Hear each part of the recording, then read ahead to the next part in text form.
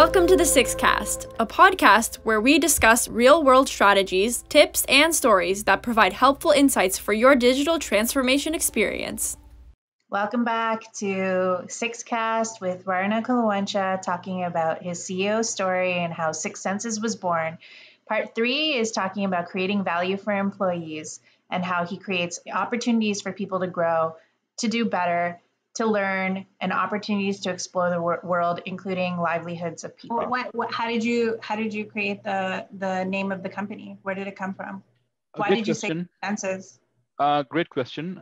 We have 6 faculties as human, right?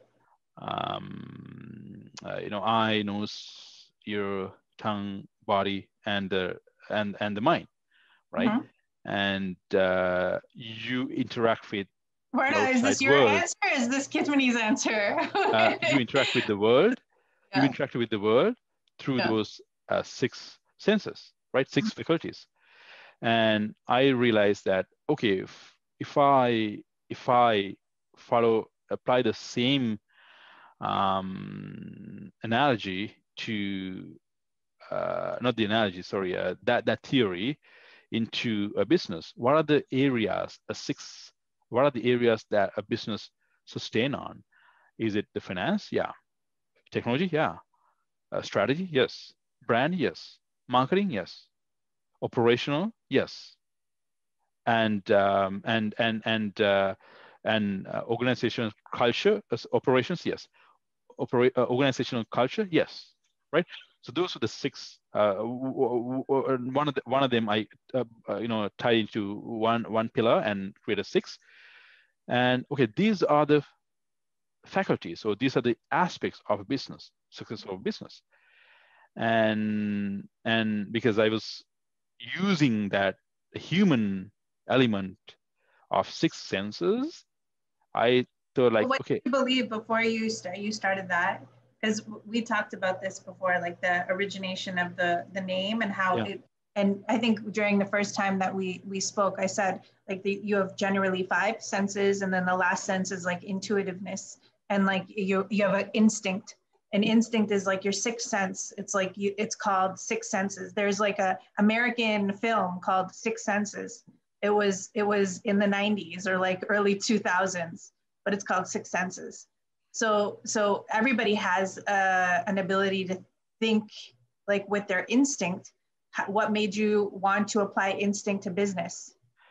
Your approach was that intuitiveness. I don't know whether again, it's been a while.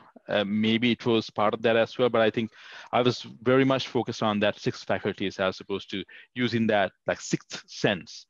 I think better definition is like 6 faculties was the definition. To be honest with you, I may have said yes to what you have said. I agree. I think it was about the 6 faculties primarily, and then intuitive way of handling business. Yeah. And I also realized Toronto is called the number 6 IX, right? And I was able to secure the .com. I was like, sure, why not? Right? Let's call it 6 Senses. And that's how the name of the company came out to play. And I presented this idea to my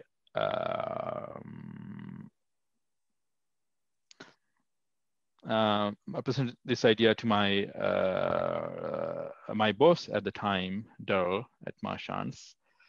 I said, Daryl, can we do my role? My job is expanding. I need more help. Can we outsource some of your work to a team that I'm putting together? And then I worked with him on the hourly rate, all of that together with him, and created it. And to date, for 5 years, I'm charging the same amount. Wow. Right? As a thank you, right? But it is changing. Yeah. but that's where I started. and then you're looking at, education. Okay, now you're furthering, or rather going abroad because, things are not enough, or you trying to do, better, better prospects. Now you're looking at further education, like master's or PhD education. Now you're looking at getting a house or buying a house. Now kids, right? Now all of that had taken 40 years, pretty much, right? Now is the time we're going to be. But I think since I was 30 or so, I started focusing on having more of a balanced life, enjoying as well while I'm trying to achieve my goals, which I'm happy about. I don't wait until I don't want to wait until I retire to travel. That's stupid. What if you die tomorrow? I don't wait until I perfect everything around me and put enough money to, if something happens, to drive the car that I wanted. Like, that's stupid. Yeah, exactly. You do what you do right now. Enjoy while you're thinking about the future as well. Yeah. I'm not only about future. I'm about present. I wanted to be in the present. Absolutely. You can't have perfect conditions. You can have perfect conditions, right? No. You want to enjoy the moment. Life is gonna happen. I see people putting off their travels, their family time. Yeah. Until they retire. Until they accomplish their goalpost. But what is that? The goalpost is always moving. Yeah. The goalpost is continuously moving. So you'll never achieve that moment where you'll be satisfied enough where you will do it, because you'll always have trepidation. There's always going to be some other factor. I get angry, to be honest with you, when I see that, because, again, that's none of my business. It's people's right to do whatever they want to do, right? I'm like, no, if I'm around people around me, I always encourage them, enjoy life today. Because never tomorrow, you don't know what's going to happen, right? And you want to enjoy today. Of course, think about tomorrow for sure. Have a plan, true, but enjoy today, because it's like Warren Buffett said, it's like, saving 6 for old age, right? And you're looking for something that is not going to have the same experience, right? You travel with your children if you can. I went on a 12-day road trip around UK and Scotland with my 2 children, like 3-year-old and 7 months old, 8 months old. And same with us. In the car. We were traveling so often with our son. Yeah. Like, as soon as he was born.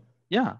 It doesn't have to be fancy. It's not fancy. Just, there were nights that I had to sleep in the car because we couldn't get to the place on time, right? In Liverpool at some point. So things like that happen, but that was so much experience that you're building memories. Yeah. Right. It's not, life is not about money. Life is about happiness. If you're not happy, figure that out. That's my philosophy, right? My philosophy. Yeah. And so now, how do you want to give back to Sri Lanka? What do you want to do in terms of everything that you learned and what you created? I'm in debt to the country. I'm in debt to Sri Lanka for everything that the country has given to me.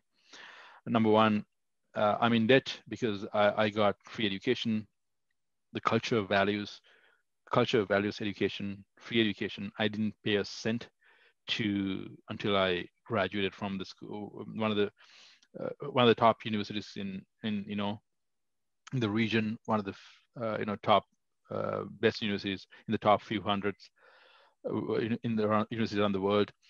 And I'm so thankful to the people and the country and the system that has created that opportunity for me and many other intellectuals and people in general. And I have to give back. And the way I give back is not by just, hey, here you go, you $10,000, you build a house. No, that is the wrong way to do this. You create opportunities for people to grow, opportunities to people to do better, opportunities to people to learn, opportunities to explore the world, right? Better the livelihood of people, education system, health system, So tell me your charitable donations and what you've done so far to give back. You said you did a blood donor drive. Oh, lots of them, lots of them. Let's talk about that another day. Thanks for listening to this week's episode of the Sixcast. We'd love to connect with you, so feel free to comment or reshare. You can also find us on Instagram, Facebook, Twitter, and LinkedIn at Six Senses. Bye for now.